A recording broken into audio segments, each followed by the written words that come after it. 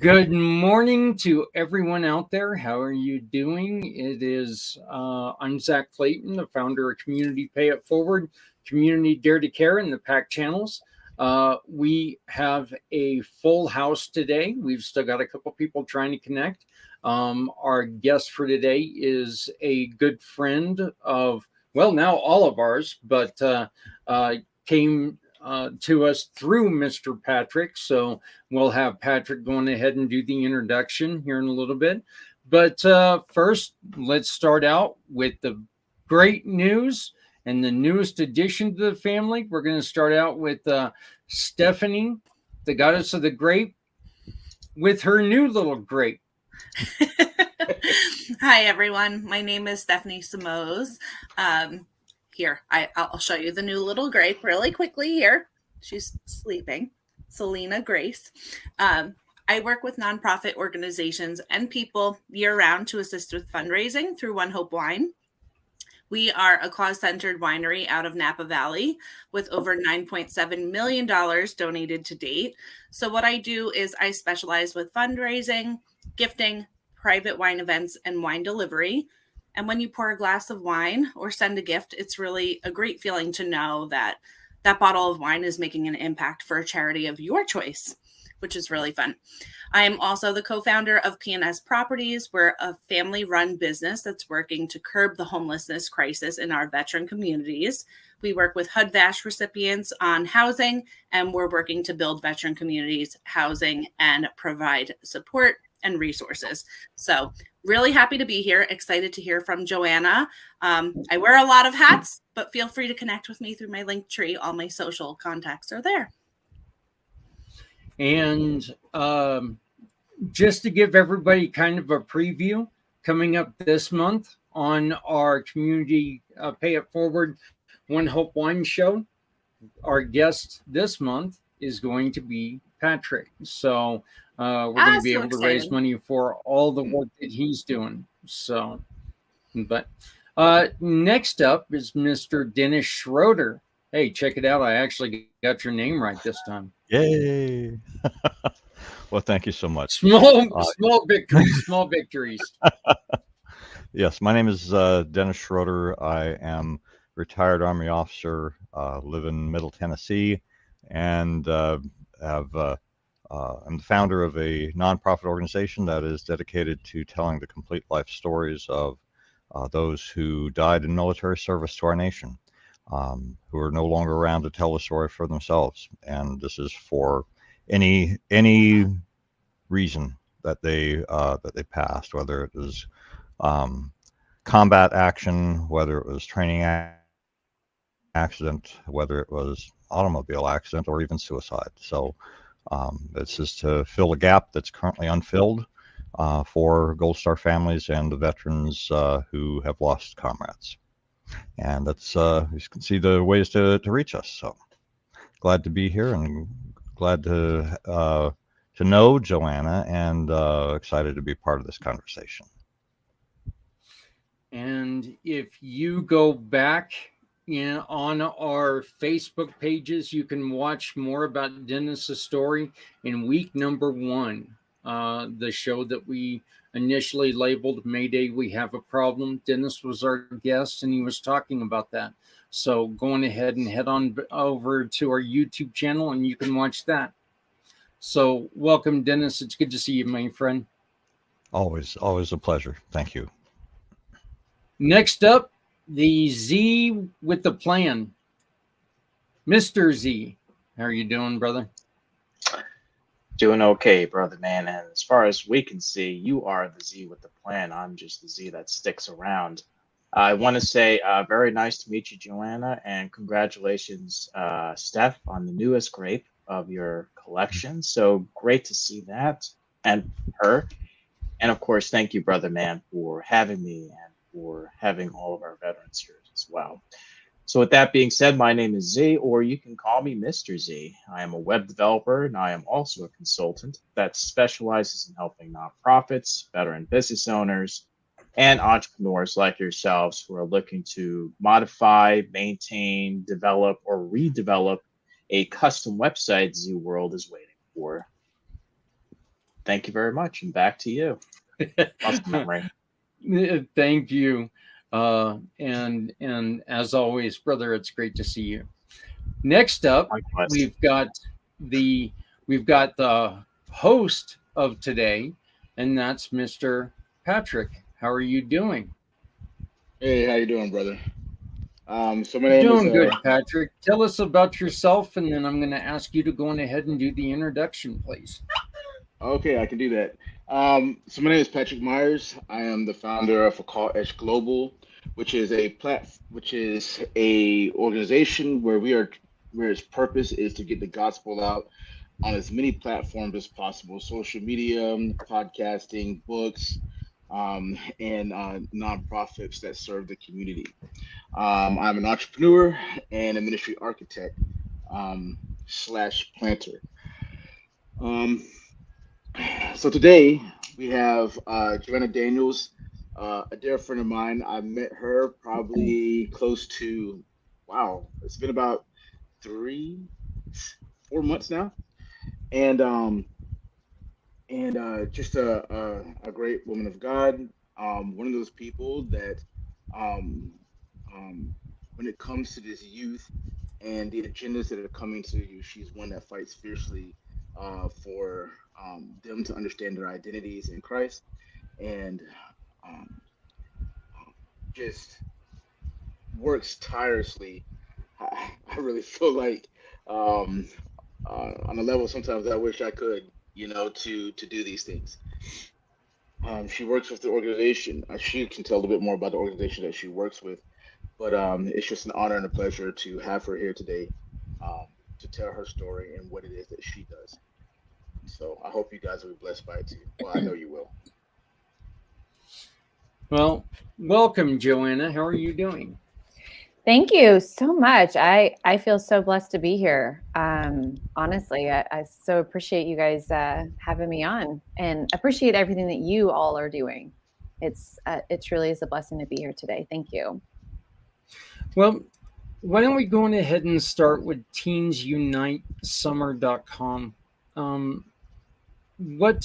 And did we get that wrong? Is it Summer or Sumner? Sumner. Mm-hmm. Oh, okay. Sumner. Yep. All right. So, phew. Okay. Yep. I thought maybe I messed up and pressed a button or something. Why don't you go on ahead and tell us a little about that?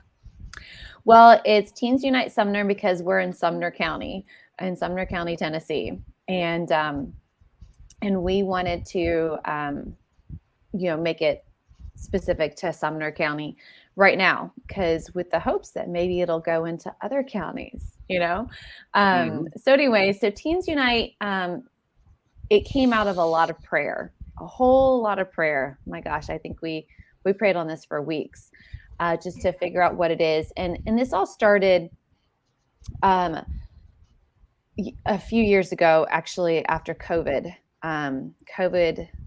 I moved to Tennessee from San Diego, California.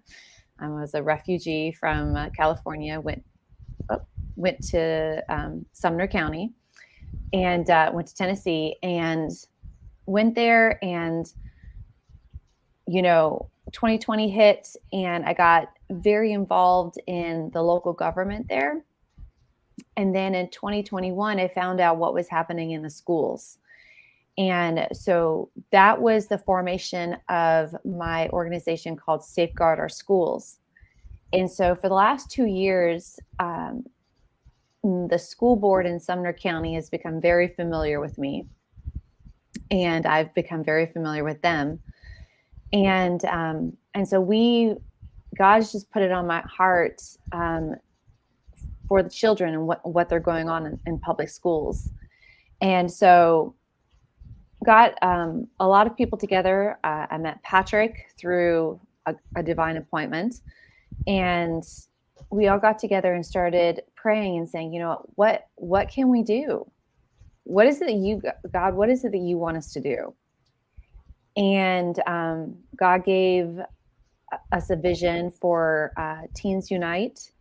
And it's going to be a 5-part summer series for teens. And we want them to share with their voice what's going on and how we can support them. Well, I know that you've got me hooked because you're giving away free cakes, snow cones, and cotton candy. So I'm going to try to find a way to get there. Okay. So, you know, you start talking about food and I'm all in. Mm-hmm. How long have you been doing this, Joanna? Well, you know, Teens Unite is new. I've been doing Safeguard Our Schools since 2021, August of 2021.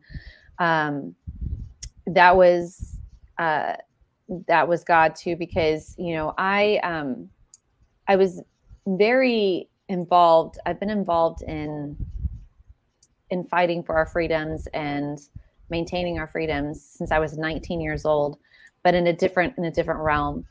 And then when I came to Tennessee, and I don't have children in school. My kiddos are, gosh, how old are they now? 34 and 28. No, 29. Sorry. And I have a 4-year-old grandbaby, and so I don't have children in school. But when I found out what was happening in schools, it broke my heart because, you know, a lot of people are like, well, you know, a lot of people are homeschooling and people are like, well, just pull your kids out, just homeschool. Well, my mom was a single parent of 4, and, you know, we didn't have the option of homeschooling. So we had to go through the public school system. And I was like, well, you know, not everyone can homeschool. So I need to find out what's going on in these public schools. And, you know, I don't know if you know this, but in the last about 20, 25 years, schooling has really changed a whole lot. And I started looking into it, and I was just amazed. I was amazed at what was going on in schools, and even changed from when my kids went to school. And I was like, what is going on here? And so so we had a big event in August of 2021 that by the grace of God, we got 3 school board members out of it. We got I think it was 6 or 7 county commissioners out of it. And all of this because people were like, this is what's going on in school? What?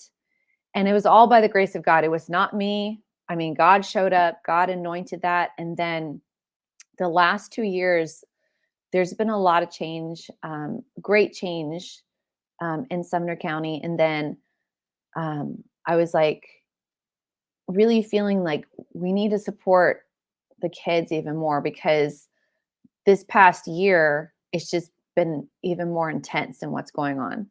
And so we prayed about it, and we felt, you know what, there's a lot of adults talking right now. I think we need the teenagers to talk, and we need them to take responsibility too. And for them to get the confidence to actually get in the fight because it is their fight, if that makes sense. We were kind of talking about this before we came on the air, and we are asking a lot of kids nowadays, unfairly, we're asking them to make certain choices. Yet we're not always listening to what they have to say. What do we need to do better to support our kids and to help them make and regardless of views, they've got to make educated long-term decisions on a lot of this stuff. So, Mhm. what do we have to do, Joanna, to help them learn how to do that? Well, what I really think that, first of all, my confidence is in Christ, and so I'm always going to come from a Christ perspective. And when you have Christ in your life, and when you are centered there, then you have an abundance of courage. You have an abundance of confidence. I mean, it's endless because it's in Christ. And you know. I don't know if I just came out the womb weird. I don't know, but um, I know, and it's probably because my mom is a single parent of four, and I'm the oldest. You know what I mean? So there's a whole lot of growing up really quickly when you're the oldest of four. Um, but I remember at 11 and 12 years old organizing park cleanups. Going, I saw like it's dirty here. And I was like, I think we need to organize a cleanup, and at 11 and 12 years old. And I think it was just taking on responsibility. And I think that what we also need to instill in in students of today is that they're actually adults, in the sense of they can make life altering decisions, and there's consequences to them. And also in this fight of what's going on in the schools, um, their voice means a whole lot,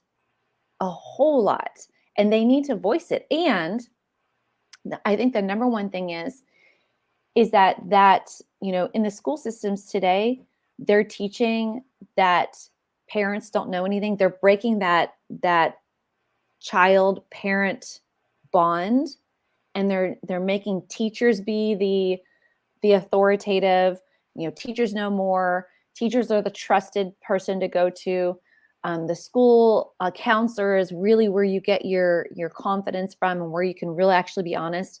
No, it's your parents. It's your parents. And that's what we have to really fight against, this culture, is that no, get that parent and child bond back. And because your parents are the ones that are going to fight for you. But of course, there's the exceptions. There's going to be bad parents out there, but majority of parents really do care for their kids and want the best for them.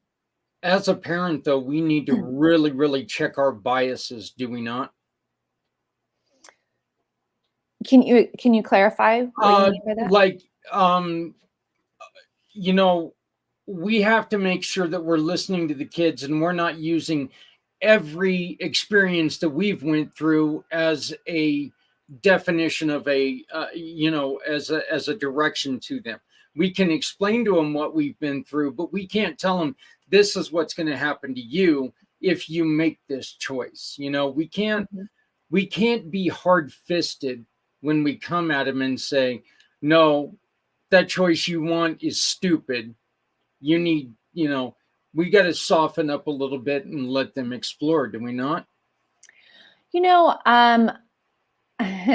I'm old school. But I think that sometimes I kind of feel that we're a little too soft sometimes, honestly, in this world of today. I'll be honest. But I also think that, like, my mom always heard me out. Okay. Because anybody, I don't care how old you are, you can be 2 years old to 102 years old. You want to be heard. That's the biggest thing. Now, there's being heard. That's fine. But then there's justifying what you said. And so, I hear you. I hear where you're coming from, but it doesn't mean that how you feel or where you're coming from is the right place.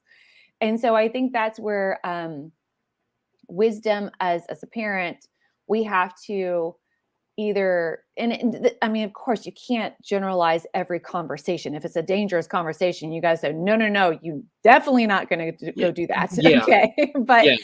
if it's like then you kind of, go, okay, I hear where you're coming from, but can I share a little wisdom with you from where I'm coming from? And then let's take a look at this together. But I also do feel that, what's being taught in school is called social emotional learning, where every feeling that you have is justified, and you need to go with it, and that feeling is valid, and everything. And not every feeling is valid. Not every thought is a valid thought. I mean, that's where, as a Christian, you're supposed to take captive every thought and hold it against, Christ, and go, is this a valid thought, or is this a valid feeling? And being married now for 18 years, you got to figure out those feelings and go, hey. Yeah, that's when you really question yourself. Is this a valid feeling? Is this a valid thought? Absolutely. Yeah. So, and no, I love the way that you said that, because it's not one of those things, if my son comes up to me and he's saying something that is just completely out there, I'm going to say, look, I love it, but really, but I mean, one of the examples on what I was talking about, my oldest son, who is 29, we're in the same boat here. And he had a dream as a child that he wanted to be in professional wrestling. He also loves teaching kids. So now he is in Japan teaching kindergarten and professional wrestling. So I told him the thing is that, look, the only thing that you can't do is what you don't start. mm-hmm. If you don't get out there and try, and it's going to be hard, it's going to be tough. And him getting the one thing that he regrets the most is waiting so late in life to get started. So, those people like to throw you around a little bit, and then so do the wrestlers. So, but yeah, his kids beat him up quite a bit. So, oh my gosh. Well, we were actually just talking about this last night, and this is something that it's a cultural thing that's happening, and it's also being taught in schools, and we're not being taught sacrifice. That children aren't being taught that if you want to become something, you're going to have to sacrifice something. Very good. Yep. And that's where you watch these reality shows and these, it's even being taught in school. You can have anything you want.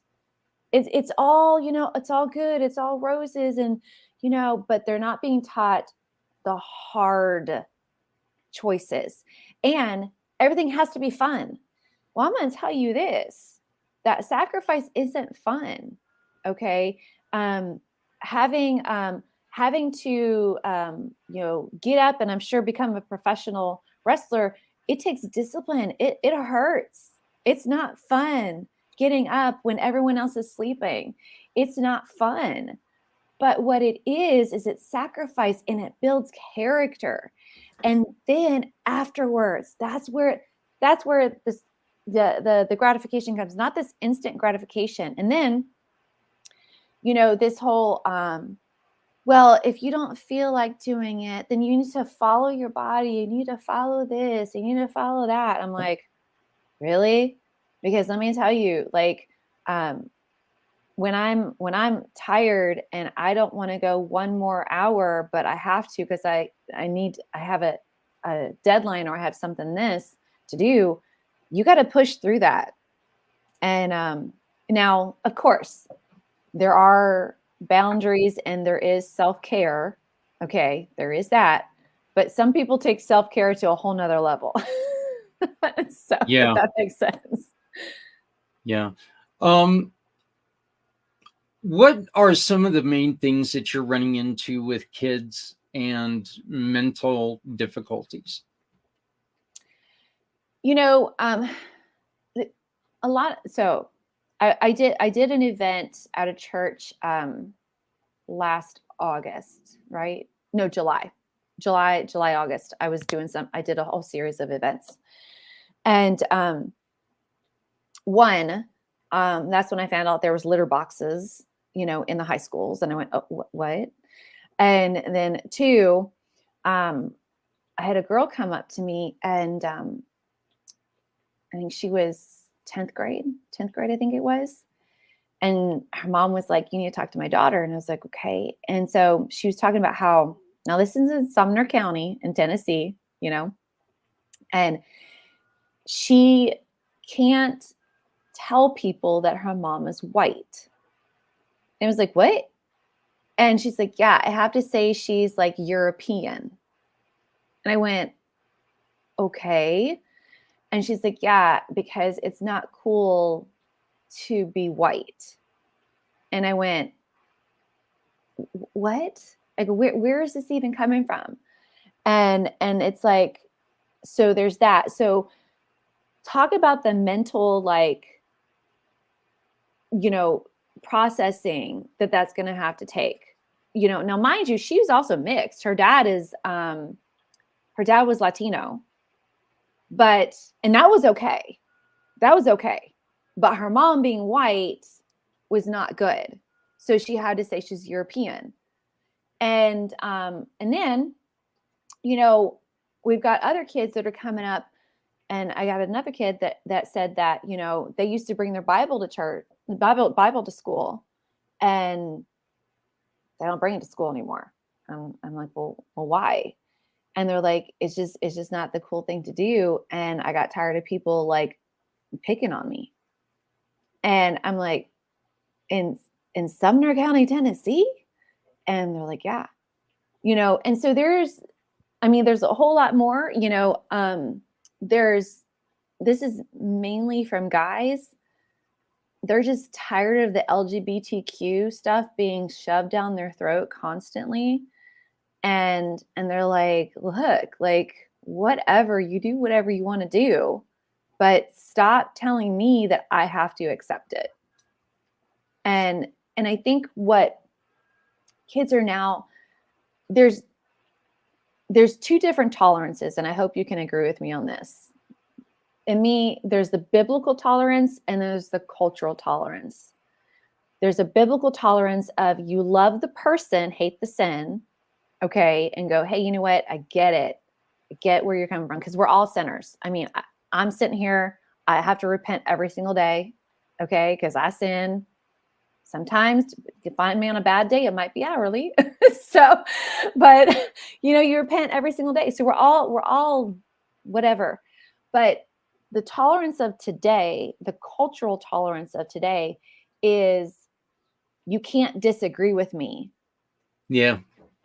And you have to accept me. Well, no, I can disagree with you and still love you. No, because if you disagree with me, then you don't love me and you hate me. Wait, what, where did hate come in? I don't hate you. I just disagree with you. So there's, and I think that's one thing that kids today are trying to navigate through, is that, like, what is tolerance? How do I love or accept if I can't even be accepted for disagreeing, if that makes sense? I think that is, I agree with you. And I think that the one thing that I see a lot of is that, look, kids should be able to make certain decisions, but we're not teaching them that they're not developed yet. What you think today, you are not going to think in 30 years. Okay. I mean, I used to want to find out how to become a Teenage Mutant Ninja Turtle for real. I only kind of want to do that now, but that's not my life mission. So, there's something that, and we all know, every single one of us here understands that when we were kids, there are things that, we used to know everything. And I today, sitting here at 51, wish that I knew half what I knew when I was 16. You know, it is true because I knew everything then. Yeah. And then when it comes to opinions, I think that's one of the toughest thing in the world about being a business owner is that we're no longer, you know, it's not safe for us to have an opinion a lot of times because you're going to lose half of your client base if you let your opinion known. And where I think that's wrong, it's unfortunately true. Dennis? Now, I was just going to pop in and say that honestly, I think that standing up for things that you believe in the long term is going to be better for you, not only as an individual, not only in your walk of faith, but also in your business. Because if you know, I mean, personally, if I know what somebody believes, and I know that that they have honesty, integrity, character that go along with their business, I am going to be much more likely to do business with them than somebody whose thoughts and opinions and beliefs I have no idea about because they've kept them hidden out of, for whatever reason. So honestly, I think that with any business, you have to define your clients and you have to define, who your marketplace is. Why not be proactive and say people who can either align with or can at least be agree to disagree with my opinions are who I am going to serve. So, but I wanted to pop in here just a little bit to ask Joanna because it's been a long time since I was in school. I'll be turning 67 here at the end of this week, and so I do recall that in high school that I was taught critical thinking. Is that even taught in schools anymore? I mean, honestly, at the time, this was back in the early 70s, and it was really kind of the radicals that were teaching critical thinking because all of that was being directed against the conservative, the folks that were in charge. I found out that they really didn't like the fact that I learned critical thinking because I started asking them about what their motivations were, what's going on behind this. And some 10 years afterwards, some of my teachers were so shocked that I would even be questioning what they were saying. Yeah. Well, unfortunately, ever since the Global Economic Forum got involved in schools and creating the curriculum for schools, critical thinking has not been taught for the most part. And you can trace that back for yourself. It's really about creating workers. It's about creating an employment force. It's not about creating entrepreneurs anymore. It's not about creating anything. It's all about the greater good. What is we're teaching kids in school what's for the greater good. We need to solve the problems that the Global Economic Forum feel is a problem. And if you look through a majority of the curriculums, it has everything to do with that. It's about problem solving. Well, what problem are we solving? All of the corporations that are part of the Global Economic Forum. And so there's not a lot of critical thinking being taught today. It's also it's about a lot of people. It's like, well, what are the needs of society today? Like, oh, we need engineers. Okay, well, that's great. We need this, we need that. Well, that's not really critical thinking. That's just finding out how can I fill a gap in society. well, that's not critical, that's not pushing society forward, or going, oh, well, what is it that I like to do? And so there's not a lot of critical thinking being taught. And and they do all these like these team, uh, exercises, which I believe is good. I'm all about for team, but there's also, but what is it that you individually want to do? Where do you see a niche? I mean, when you think about it, oh gosh, I just forgot his name all of a sudden. Who created Apple Mac? Jobs. Steve Jobs. Thank you, Steve Jobs. I'm like, my brain just went boop. Steve Jobs. I mean, this is a guy that, like, in his garage figured this out, and I think he even dropped out of college and all this stuff, and we're taught go to college. And have you been in a college lately? Have you seen the indoctrination that these things do? And so anyways, the college of the 1800s is different than the college of today. But so anyways,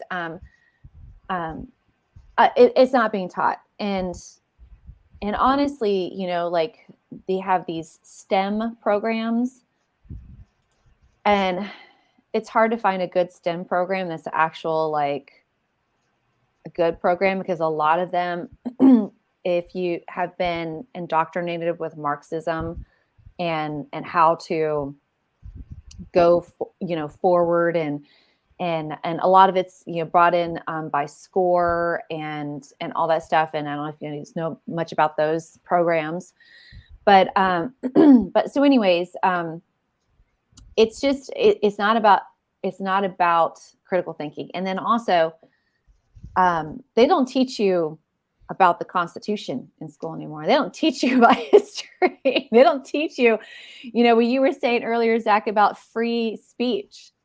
And taking a stand, and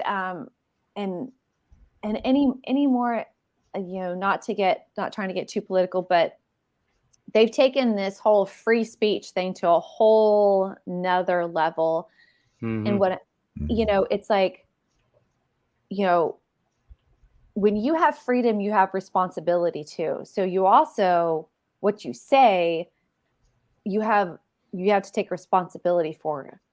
And also, if what you're saying means that I can't say what I say, there's an issue here, and so, it's, they're teaching uniformity in school more than real critical thinking. If that makes That's sense. actually kind of what I was just thinking, is we're losing in individuality.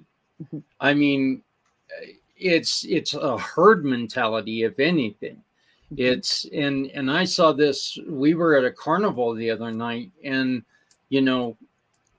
there were maybe 2 or 3 people who stood out from being different than everybody else. Everyone was, and I like Dennis is saying, it's been a day or two since I was in school, but, but yeah, I don't remember it being that cliquey. I remember people having their own identity, and it was kind of weird.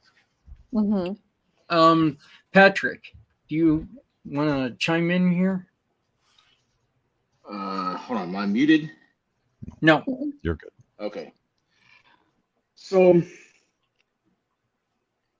one of the things that Joanna has really changed. So I've been dealing with students on that ground level for about 9-10 years now, and then always been involved in the youth industry pretty much my whole entire life.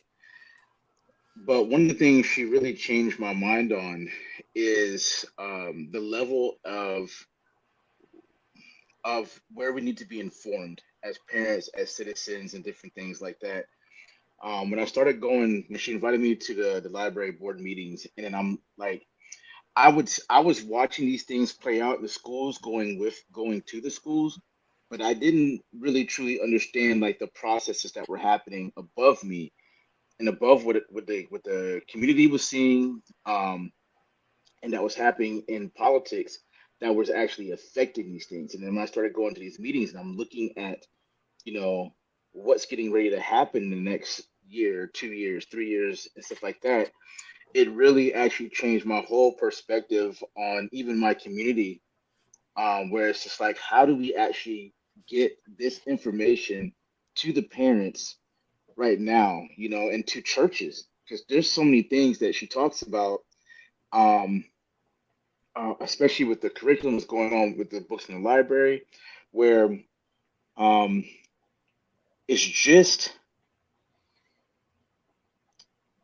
there was a time where information was kind of like you you were being informed by your news and different things like that. And the thing is, now you're not being informed at all about what's actually going on around you. Is you're actually having the scales pulled over your eyes and you're given nonsense to entertain you as opposed to inform you. And so um I don't know. Joanna, I guess the question that I have, because I kind of already know like a lot of stuff that you're doing right now, but just for the viewers, um, like what would be your greatest tip for people to be informed or even get the information that you have? Because it's a lot. Like I'm still deciphering stuff that you done showed and you put in our thread sometimes. I'm still deciphering that stuff and it's been months. Yeah. You know, so I think I shared this with you, Patrick. I can't remember, but anyways, you know, and I had said earlier, you know, I've been involved in fighting for your rights and all that since I was 19, but I was in the medical freedom realm, and I got involved and I learned about the CDC, you know, and how legit they are, and years and years ago, and how they influence schools. And so I started learning that way, and I know how the CDC influences curriculum, how it influences funding for schools, and everything. But it wasn't until 2021 that I really started getting involved in how school boards work and how they get their funding locally and state. So let me tell you, over the last 2 years, it has been a whirlwind of learning new, lingo, new words, new everything. Oh my gosh. I feel like I've been in an accelerated college course at the last 2 years. My brain hurts sometimes. And so one thing that I had to do, and one of the things that, and this is not going to be popular with some people, but it's a truth. What I do believe is that sometimes, no, what I do believe that has to happen is that people need to declutter their life. Okay.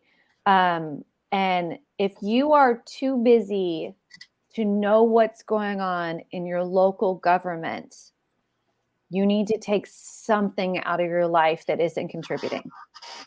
And I know that's hard to hear because people are like, well, I'm so full. Okay, look, take it. And I had to do this. I had to take a look at how much time am I on Facebook? How much time am I watching TV? How much time, what am I doing? That is honestly eating up time. And then, I don't want to, and I mean this with no offense, so please, I hope no one takes offense to this. Sometimes you've got your kids in too many sports. If you can't figure out, and you're literally exhausted from taking them to practices, and you can't even, do life, then your child is exhausted too.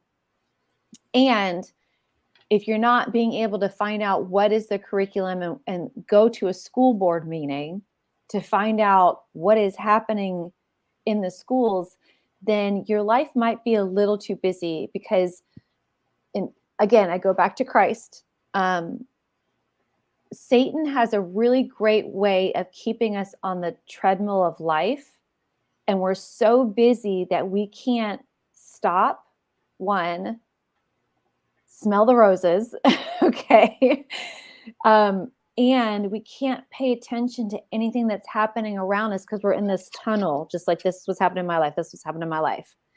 And that is how we've got to where we've got, that's how we've become in the place that we're at today, because we're all so busy and just worried about what's happening in my world. Well, now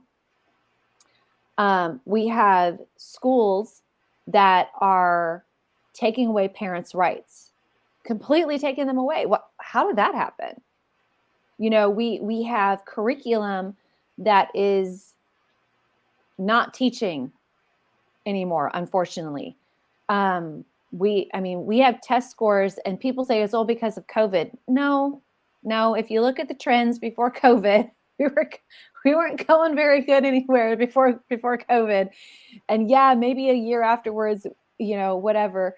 But so you're going to have to start taking stock and at least start learning. And, you know, me, I had to learn when I moved to Tennessee, I had to learn a whole new government. We've got like 2 mayors in a county. We've got, you know, commissioners, we've got aldermen, we've got BOMAs, we've got all this stuff that you didn't have in California. And I was like, what is this? I mean, we had aldermans, but so anyways, you just have to start somewhere. And if it's school, I tell everybody to look at your schools. And this is the reason being, if you want to know where all your taxes goes to schools. Okay. If you want to know why your property taxes are increasing, it's because of schools. If you want to know anything, it's because of your schools. In Sumner County, about 75 to 80 cents of every property tax dollar goes to schools. You got about 65 cents of every retail tax dollar goes to schools. That's a whole lot. So if over 50% of your money in taxes is going to schools, you might want to find out what they're teaching in schools and what's going on in schools. Because also those kids that are in the schools is going to create the culture in the next few years. And they're the ones that's going to be voting as well. And you might want to find out what it is that they're learning. So I say get to know your school board member. Okay, ask them some really hard questions. And then usually school board meetings are twice a month. Twice a month. They have two. Put it on your calendar and go and start learning. And start there. I mean, anybody can carve out 2 nights a month. I mean, just kind of figure it out. So I hope that wasn't too harsh. I mean it, no offense at all. No, Patrick, have one more for you. Yeah, I really appreciate your no offense way of going about things. Because there's a lot of things where just things need to be said, and we're so afraid to say it because it's gonna step on toes. It might do something to us. I just would like, on a lighter note, what is maybe one of your greatest experiences that you have, the fondest memory of what you have of where you saw the things that you're doing make an impact in the community, and like you can look back on it and be like, oh man, I just remember this kid, or I remember this event, and like where you saw why you do what you do, and it really kind of solidified that for you. Well, honestly, I think it's the event that I had in 2021, you know, kind of the launch of Safeguard Our Schools. And I saw in people's eyes, they went, oh my gosh, like I had no idea. and it inspired them to take responsibility and to go,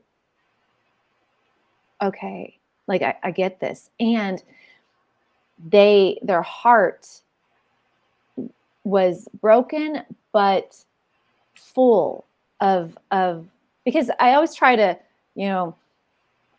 whenever I do an event, I try to give hope, because there is hope. There's all kinds of hope. I mean, if we don't have hope, there's no reason to do anything, right? I mean, that's like, why even do anything?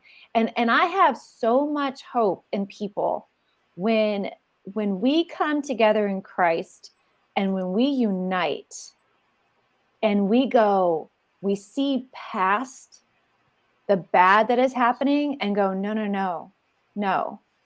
That's a fleeting moment, right? The bad is, we have peaks and valleys, right? And bad is just a fleeting moment. But if we push through that, then there is going to be something magnificent on the other side. And when I saw after that event in 2021, the hope that people had, that was amazing. And then when I had that event where the kids came up to me and told me about what was happening in their schools and all that they felt heard. And I went, I commit to doing something. And I said, if you'll stick in here with me, and if you'll keep telling me what's going on, we can do this together. There was a different light in their eyes, because they felt like someone actually now knows what's happening, what they're going through. So it's just, I think, again, it's when people actually listen and they hear, and then they have a hope behind it. That's what I love to hear, and what I love to see is the hope in people's eyes.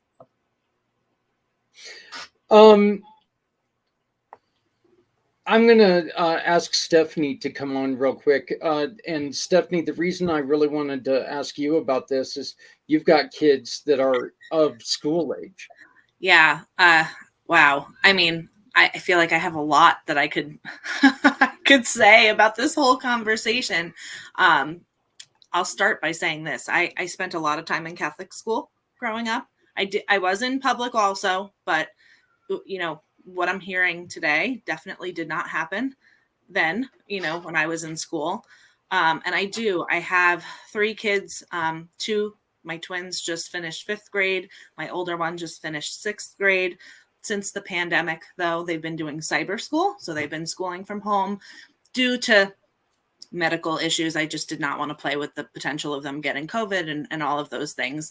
But I can relate to what you were mentioning about the influence with the CDC and stuff, because we did come upon a rarely diagnosed medical condition 7.5 years ago. And, in some cases, it was definitely a struggle to get through some things, and they've been doing really well with the cyber program, which I'm thankful for. But more and more, I feel like I'm hearing about the schools, and I would love for them to go back. But, I'm almost like, ooh, because, I can hear, see, and be a part of their school day now. And behind closed doors, you really can't be. I do have to say, I volunteered a lot when they were in the elementary school here. So I knew the staff on a first name basis and the administration, and they were wonderful to us. And in our medical situation too, they were wonderful to us. But I think things are definitely shifting, and quickly. So I also agree a lot with you about the critical thinking and that whole topic. I think they're not building entrepreneurs. They're building soldiers that could just fit into the pockets of the workforce that they need, and not letting people think out of the box. And that's my husband and I work really hard. We're entrepreneurs. We have our own business. We've been self-employed forever. And I hope that we're showing our kids this growing up, that they have, and we kind of touched on this the last show, Zach, when I mentioned even, with my daughter wanting to explore different things, I would hate for anybody to tell a child, oh, that's not a good choice. Don't follow your passion. You should really do this because I don't know, XYZ could make more money, or that's what we need, in the state that you live in, or this is not what a little girl does. Right. That and that one kills me. Because I feel like, just as a boy could be a nurse, a girl could do something in construction if she wanted to, right? There shouldn't be any gender barriers, in my opinion, for, what they would like to do for work. But wow. So anyway, these issues are really concerning. What could we do? What could we do besides, going to school board meetings? Is there something else we can do locally, to inform? The more people I talk to, they don't believe that this is happening. Yes. I will say that because I mentioned something just recently and the person said to me, that's not true. Mm-hmm. So I don't know your thoughts on that. What could we do? Because not everybody can homeschool. I don't want to create a curriculum for my kids. Honestly, I'd rather them have, a structured curriculum. But if things were to hit the fan, I might just take that on too. I don't know. But what could we do locally, Joanna, to really help the greater good, not just our own families? Mm-hmm. Mm-hmm. Well, what you're saying is that people are like, well, it's not really happening. It's not really happening. Like, there's no way. I mean, here in Sumner County, we're one of the most conservative, counties in Tennessee or something like that. And, so, there's a church, I think, on every corner. And they're like, no, that's not happening. That can't be happening here. And I'm like, but it is. As a matter of fact, here in Sumner County, we were the pilot county for this curriculum that is loaded with critical race theory and social emotional learning and all this stuff. It's like right here, that was Sumner County. And the last 2 years, it's been, we've been trying to tell parents and trying to get them involved and, hey, this is what's happening, and showing them. It's so funny. I'll show them the books. I'll show them the curriculum. I'll even tell them about bills that are coming up, and like, no, this is coming up, like, just so you know. And they're like, oh, no. And they still don't believe. And I think that's why we started going, you know what, we got to go to the teens. We've got to give them a place to give them a voice, because that's where we have to show them. We have to show the parents, no, this is really happening. And, and I think that, in the beginning, when I started down this road, I was angry. Oh my gosh. I was like, what are you adults aren't paying attention. Like, what's going on here? Like, how can you not know this? And I had to really pray on that, and I had to give some grace, because some people just don't want to believe that this is happening. They're just like, no, because they've got so much going on in life. They don't want to take on something else. You know what I mean? And then there's the people that just in their heart, they go, I can't, no, I don't want to believe this. No, like they think of like I'm 46. So I went to school a long time ago. I started when the No Child Left Behind just started. And that's a whole nother series. But anyways, so I was in school. I was the first generation that did the standardized testing, but it didn't determine whether I graduated or not. We did it in 9th grade, and then we did it again in 12th grade, and it didn't matter. They were just like, we were the guinea pigs.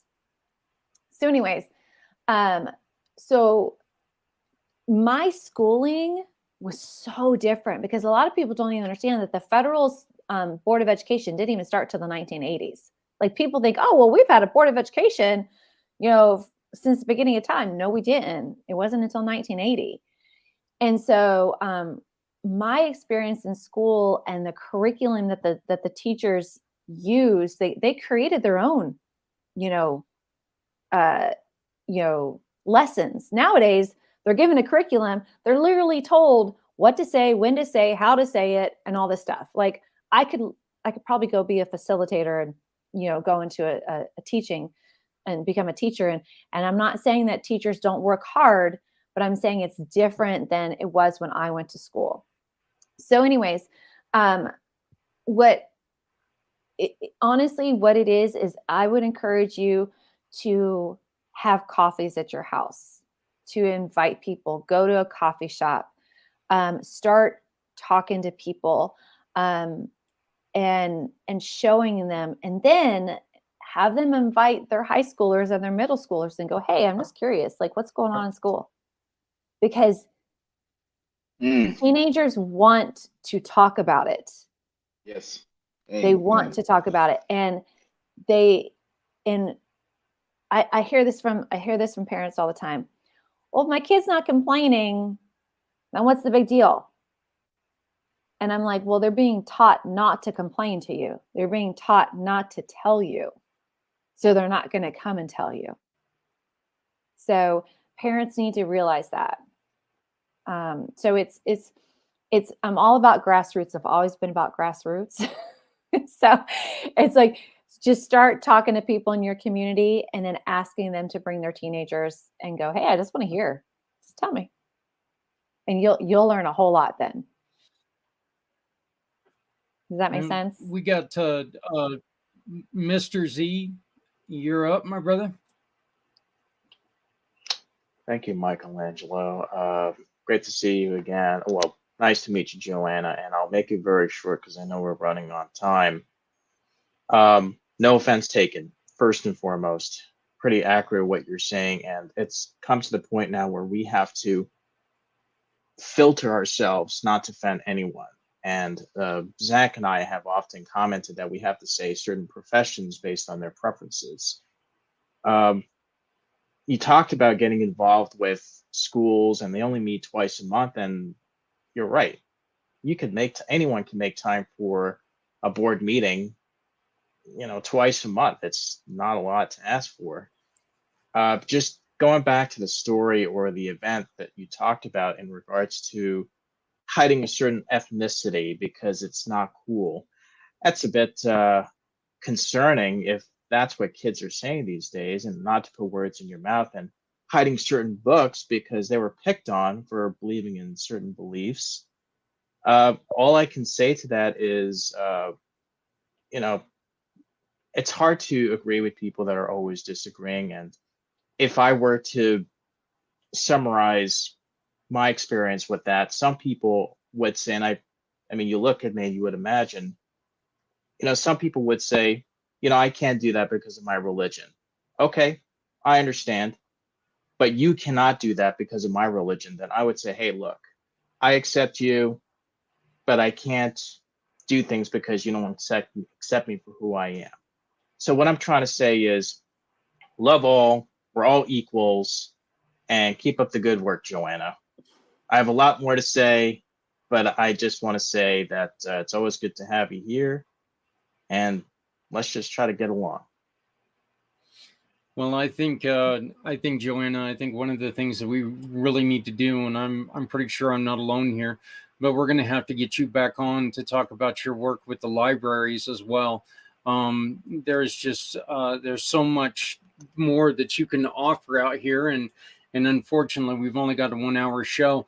The one thing I'd like to ask you real quick, Ted Koppel, on the night of the 2016 election, said that news today is not like the news of yesterday, because they would report the news, and now news's responsibility is to create the news. Is this one of the reasons in your eyes why people just plain, pure and simple don't give a damn about what's going on in the news? I don't know how many times I hear every day, well, I don't pay attention to the news. Well, how can you have an opinion if you don't pay attention? And this is not saying anything bad about people, because look, I know listening to the bickering is disgusting, but that's one of the, when Ted Koppel said that, I stood up in my front room and applauded. I loved that. But do you see that as one of the problems we have today? Well, what I feel is that unfortunately a lot of the news isn't news today, as you said, and I think that oh gosh, what is the act that Obama put into place that changed the way news was reported? Oh my gosh, I just had it while you were talking. But anyways, there was an act that Obama put into place that actually changed the way news can be reported. I cannot remember it. I'll have it for you. But anyways, and so now what I do believe is that, just like with anything, and this is why this is spiritual warfare, confusion causes complacency and causes inaction. And today, the news, what it reports is confusing, and people have to sort through so much mud to get to what is the truth, that I think people just start tuning out and just going, I don't know what's truth anymore. I don't know what's real anymore. I'm too tired to figure it out, so I'll just stop listening. And so unfortunately, that is true. And I do believe that people do need to find a true news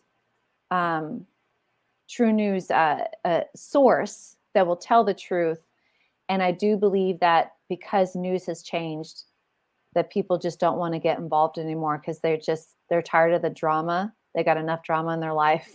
They don't want to deal with the drama anymore. Does that make sense?